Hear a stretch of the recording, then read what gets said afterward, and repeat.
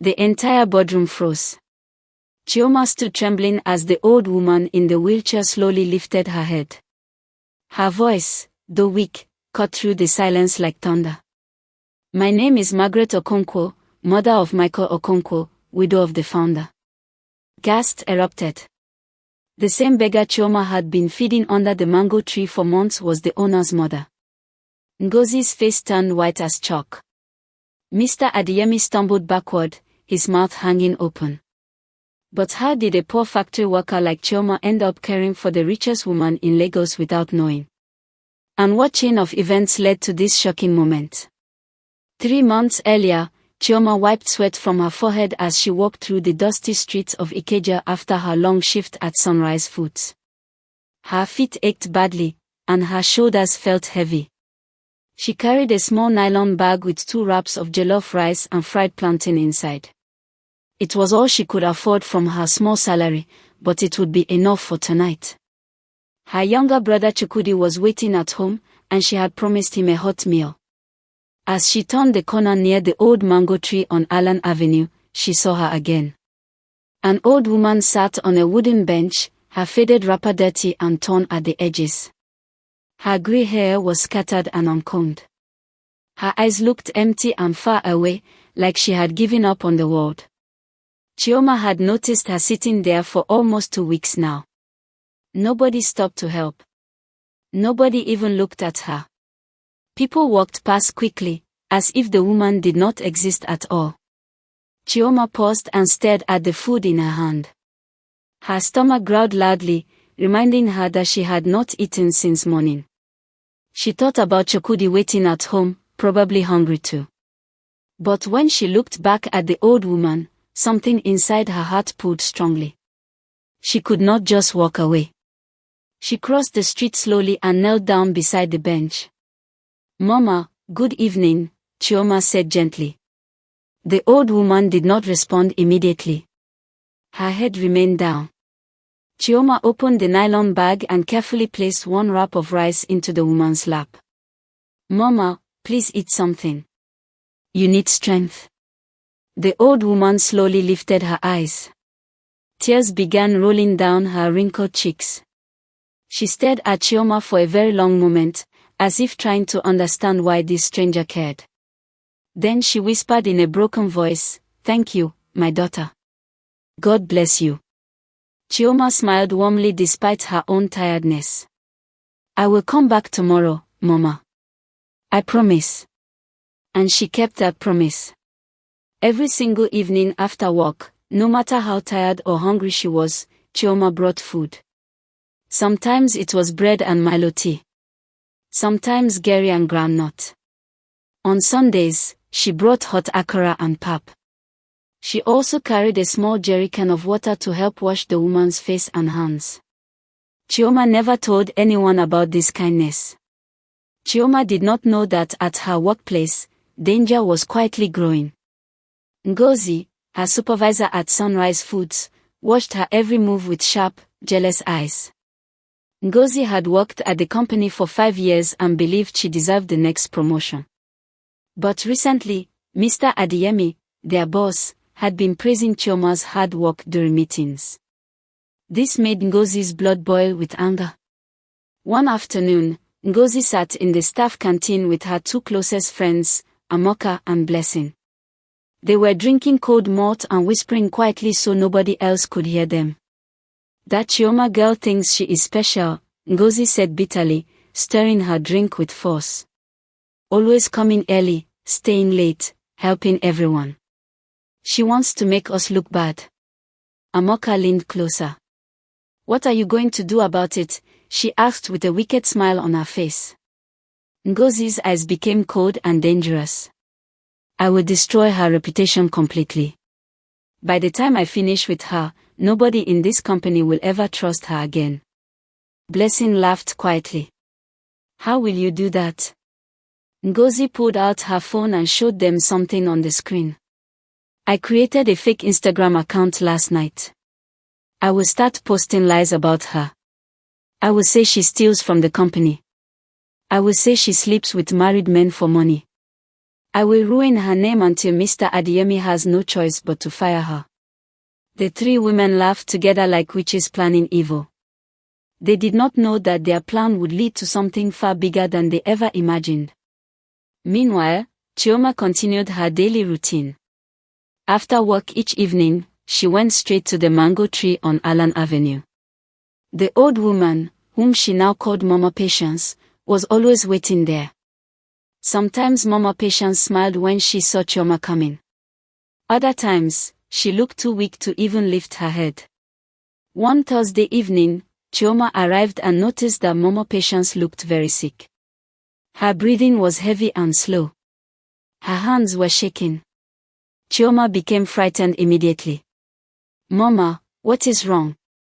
Are you in pain?" she asked, kneeling down quickly beside her.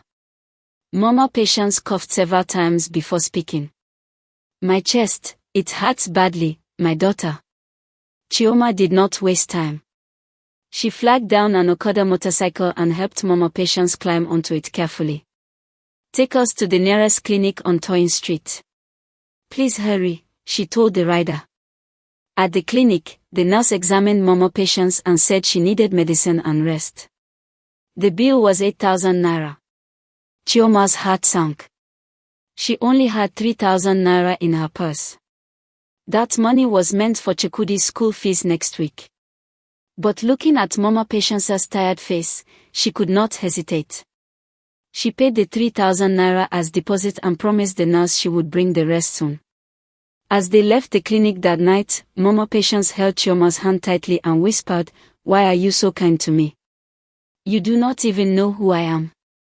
Chioma smiled softly. "Mama, kindness does not need a reason. You are a human being, and that is enough." What Chioma did not know was that someone had been watching everything. The next morning at Sunrise Foods, Chioma arrived at work feeling exhausted but peaceful.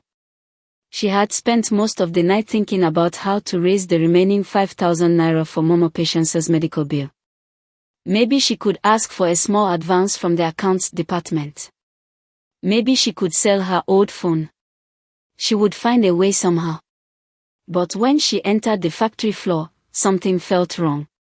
Workers were staring at her strangely.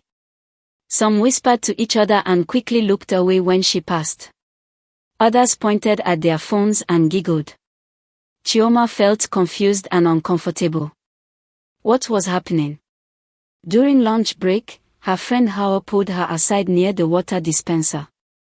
"Chioma, have you seen what people are saying about you online?" Hawa asked, her voice filled with concern. "Online? What do you mean?"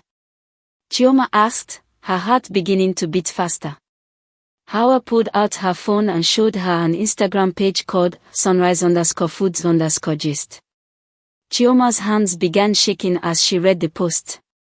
There were lies everywhere. The account claimed she had stolen money from the company cash box last month. It said she was sleeping with married managers to get favors. It even posted a Photoshop picture of her standing with a strange man, claiming she was a prostitute. Tears filled Chioma's eyes immediately. "This is not true.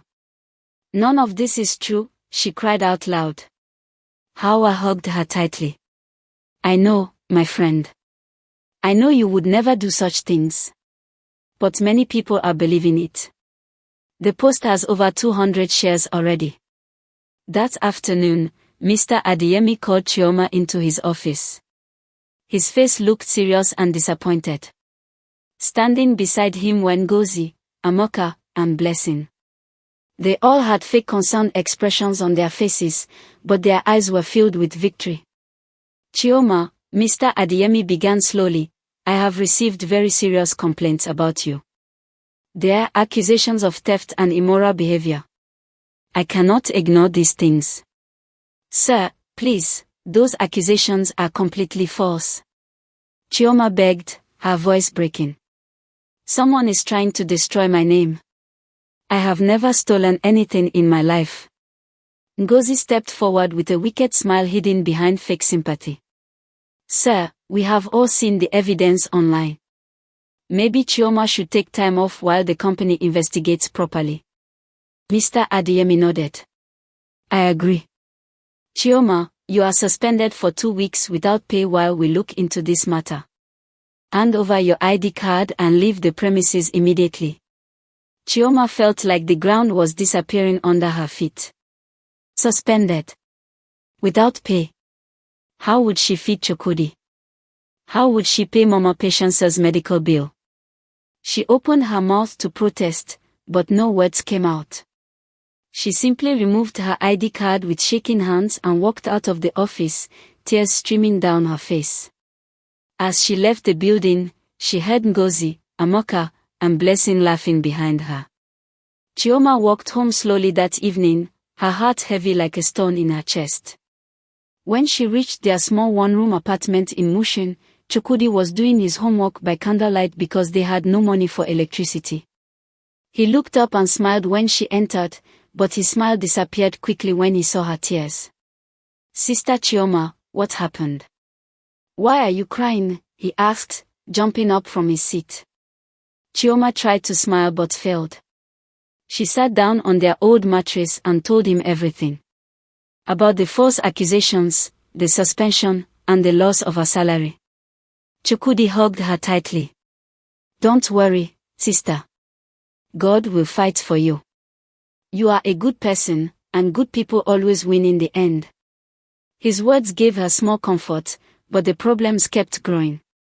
The next day, when Chioma went to check on Mama Patience at the clinic, the nurse gave her bad news. The woman's condition is getting worse. She needs more medicine and proper care. The total bill is now 25,000 naira. Chioma felt dizzy. 25,000 naira. Where would she find such money? She had nothing left. But she could not abandon Mama Patience now.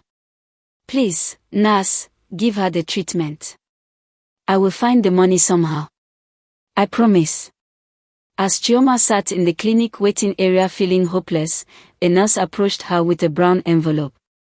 Excuse me, are you the one caring for the old woman? The nurse asked. Yes, Ma, Chioma replied quietly. The nurse handed her the envelope. Someone came earlier this morning and paid half of the bill. 12,000 naira. They left this envelope for you but did not give their name. They said to tell you that kindness never goes unnoticed. Chioma opened the envelope with shaking hands. Inside was the receipt and a small note that said only 2 words, keep going. Tears of gratitude poured down her face. Who was this anonymous helper? Who had seen her kindness and decided to help? She would never know, but her heart felt lighter than it had in days. What Chioma did not know was that the anonymous donor was Michael Okonkwo himself, the managing director of Sunrise Foods. Michael was a tall, serious man who rarely smiled. He had been hurt badly by people in his past, and now he trusted nobody. He watched everyone in his company carefully, looking for lies and betrayal everywhere. When the accusations against Chioma first appeared, Michael had believed them immediately without question. Another dishonest worker, he thought coldly. Suspend her and move on. But something kept troubling him. Her face during the confrontation haunted his memory. Her eyes had shown shock and pain, not guilt. Her hands had trembled not from fear of being caught, but from the injustice of false accusation. So Michael did something he rarely did. He decided to investigate personally. He followed Chioma one evening after her suspension, curious about what kind of person she really was. That was when he saw everything. He watched her use her last money to buy food. He watched her walk to the mango tree and carefully feed an old beggar woman. He watched her take the woman to the clinic and pay with money she clearly did not have. Michael stood in the shadows, completely stunned. This woman was accused of being selfish and immoral, yet here she was sacrificing everything for a stranger. Michael returned to his office the next morning with a troubled mind. He could not stop thinking about what he had witnessed. Chioma's actions did not match the terrible things being said about her online. Something was very wrong, and he needed to find out the truth. He called his head of IT security, Mr. Tond, into his office immediately. "I want you to investigate something for me," Michael said firmly. "There is an Instagram account spreading rumors about one of our workers. I need to know who created it and where the posts are coming from.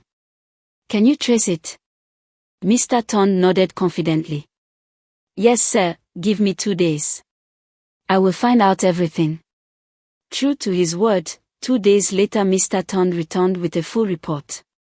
"Sir, I traced the account. It was created from 3 different phones, all registered to employees in this company. The owners are Ngozi Is, Amoka Obi, and Blessing Okoro. I also checked our security camera footage from the day money was reported missing from the cash box. The cameras show clearly that nobody touched it except Mr. Adeyemi himself when he was counting it." Michael's jaw tightened with anger. So it was all a lie.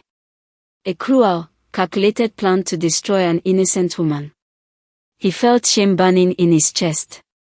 He had suspended Chioma without proper investigation. He had believed gossip over evidence. He had failed as a leader. "Mr. Thorne, I want you to prepare all this evidence in a presentation. Screenshots, timestamps, phone records, camera footage, everything. I am calling a full company meeting tomorrow morning. Everyone must attend." That evening, Michael did something surprising. He went to visit Mama Patience at the clinic himself. When he entered her room, the old woman looked at him with sharp, knowing eyes. She smiled slowly, as if she had been expecting him. "You are the young man who paid for my treatment," she said softly. "I know your face. You look just like your father." Michael froze in shock. "How do you know about my father?" he asked carefully. Mama Patience's smile grew wider. "Sit down, my son. There are things you need to understand." She explained everything. She told him that she was not really a beggar. She was Margaret Okonkwo, widow of Chief Okonkwo, the man who founded Sunrise Foods 30 years ago. After her husband died, she had watched the company from a distance, but her heart had grown sad. The workers had become cruel to each other. Management cared only about money. Kindness had disappeared completely. So she decided to test them. She dressed like a beggar and sat under the mango tree near the company. For 3 months, thousands of workers passed her every single day. Not one person stopped to help. Not one person offered food or water. They all looked away quickly, ashamed or disgusted. Except Chioma. Only Chioma saw her as a human being worth caring for. Michael listened with his mouth open in complete shock. His own mother had been testing his company, and he had not even known. Shame and regret filled his heart like flood water. "I have made a terrible mistake, Mama," Michael whispered, his voice breaking. "I suspended the only truly good person in that building." Margaret reached out and touched his hand gently. "Then tomorrow, you will make it right. You will show everyone what real leadership looks like. You will defend the innocent and punish the wicked. That is why your father built this company, so good people could have a place to work with dignity." Michael nodded, tears filling his eyes for the first time in years. The next morning, the conference hall at Sunrise Foods was packed completely. Every worker stood in confused silence, wondering why the managing director had called an emergency meeting. Ngozi, Amoka, Blessing, and Mr. Adeyemi stood near the front, looking confident and relaxed. They believed this meeting was just another boring company announcement. Then the door opened, and Michael walked in with a laptop and projector. Behind him, 2 security guards pushed a wheelchair. Sitting in that wheelchair was Mama Patience, and beside her walked Chioma, looking nervous and confused. Gasps filled the room. Whispers exploded everywhere. What was the beggar woman doing here? Why was suspended Chioma back? Michael connected his laptop and the projector screen lit up behind him. His face was cold and serious. "Good morning, everyone. Today we will talk about truth, lies, and consequences." He clicked a button, and the fake Instagram account appeared on the screen. For weeks, someone has been destroying an innocent worker's reputation with lies. I want to show you exactly who that person is. He showed screenshot after screenshot. The account creation details showing Ngozi's phone number. The timestamps matching exactly when Ngozi, Amoka, and Blessing were together in the canteen. The IP addresses from their office computers. Then he played the security footage showing the cash box sitting untouched, proving no theft ever happened. The room became completely silent. You could hear a pin drop. Ngozi's face turned from brown to grey like ash. Amoka began sweating heavily.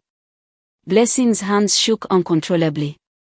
Mr. Adeyemi looked down at the floor, ashamed that he had believed them without investigation. But that is not all, Michael continued, his voice growing stronger. I want you all to meet someone very important. He gestured toward the wheelchair, and Momo Patience slowly raised her head. Her weak voice somehow filled the entire room. My name is Margaret Okonkwo. I am the widow of Chief Emmanuel Okonkwo, the man who founded this company you all work for. I am also the mother of Michael Okonkwo standing before you. Shocked gasps erupted like thunder. People covered their mouths in disbelief. The beggar woman was the owner's wife. The founder's widow. Margaret continued speaking, her eyes moving across every face in the room. After my husband died, I watched this company lose its soul. Workers became wicked to each other. Management cared only for money and power. So I decided to test you all. I sat under that mango tree dressed as a beggar for 3 whole months.